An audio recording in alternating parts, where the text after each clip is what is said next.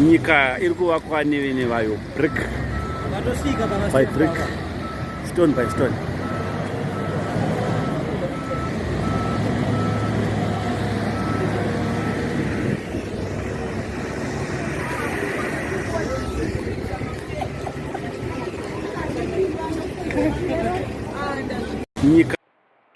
Masquera say More Zimbabwe, welcome to our channel Zim Confessions and Deep Secrets.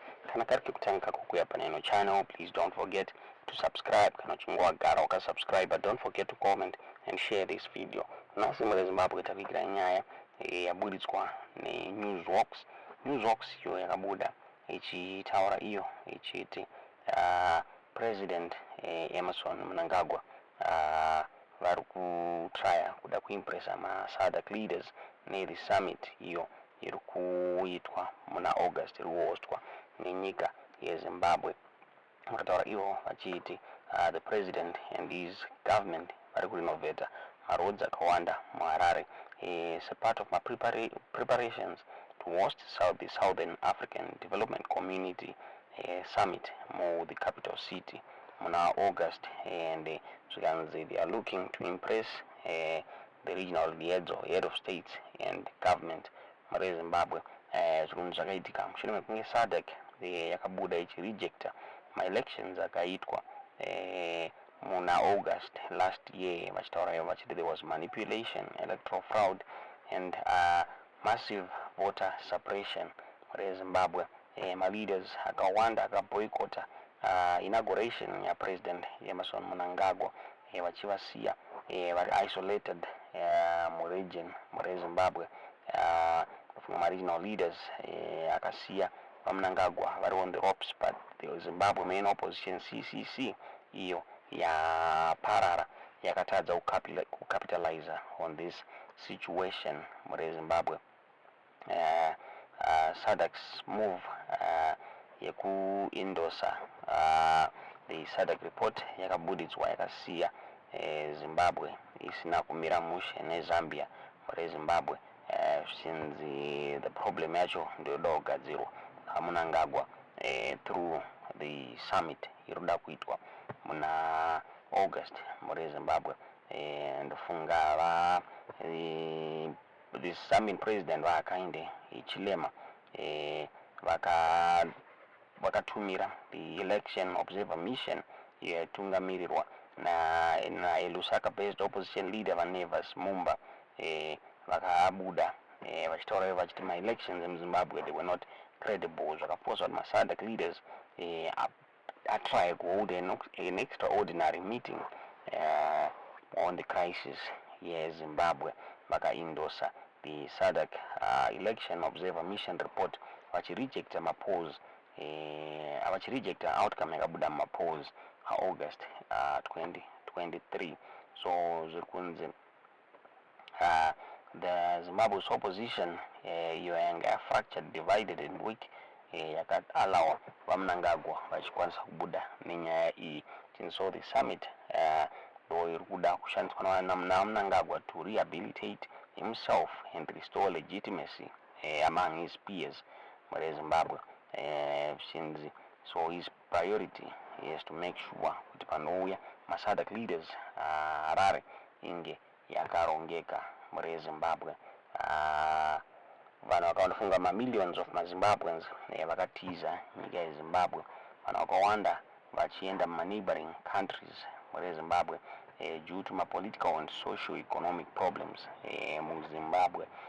Since this problem yakasira SADC countries a burden, especially unosanganisira South Africans, business inosanganisira South Africa yokutora yachiti Zimbabweans, they are now becoming a burden to South Africa, especially those vasina mapepa akakwana muri Zimbabwe.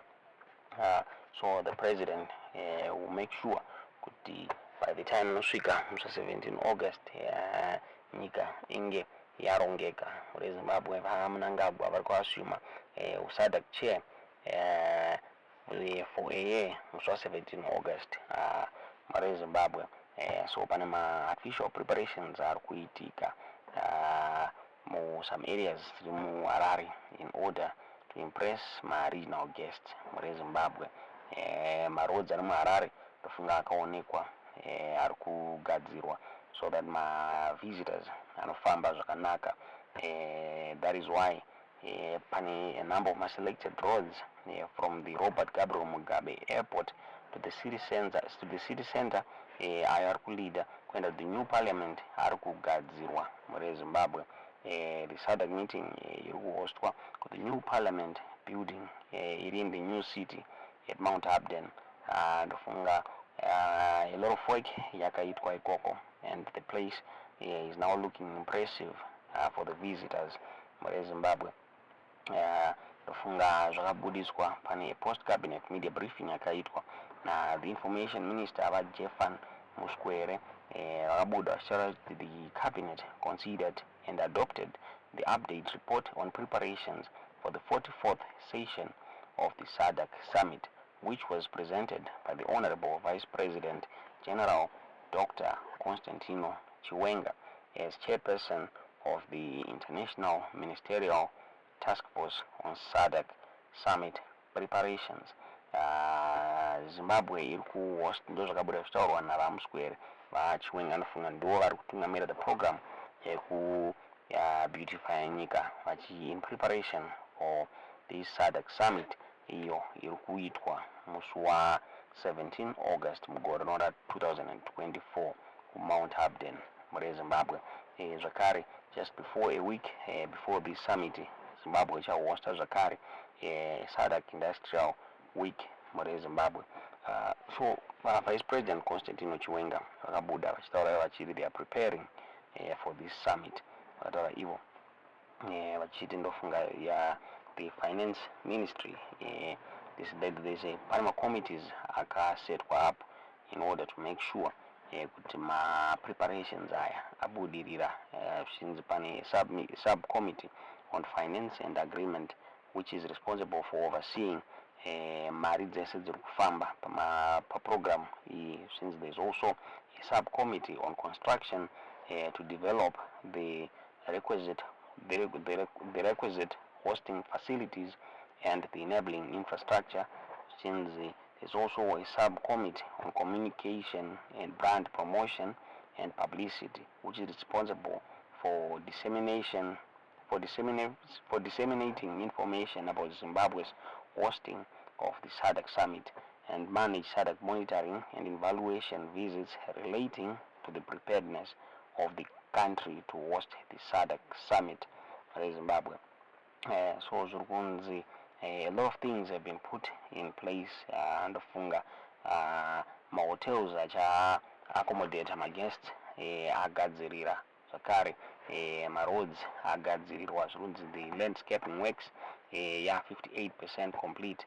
The public works 67% complete.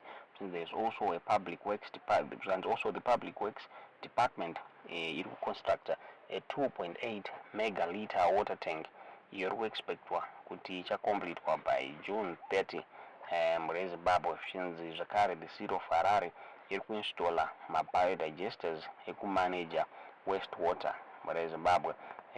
Zvinzi the municipality iri kufana kuupgrade ma-traffic lights pama-key intersection routes achaleada vanhu to the SADC summit venue nema-hotels muri Zimbabwe, as well as kuinsure kuti ma-street lights ari kushanda muri Zimbabwe. Tisingaziye kuti munoionawo sei nyaya iyi nyaya yakanaka kuti Zimbabwe yava kugadzirwa muri Zimbabwe.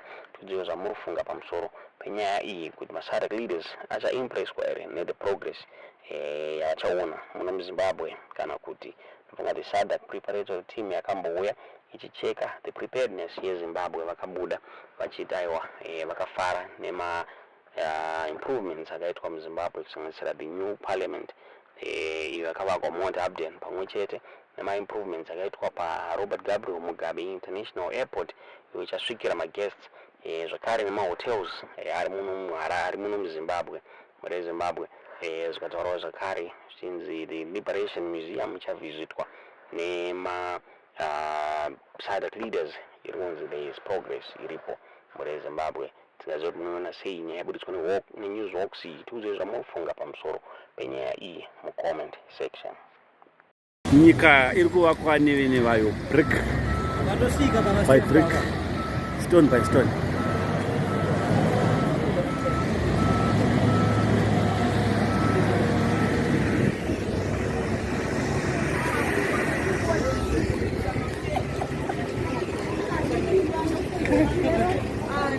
Nyika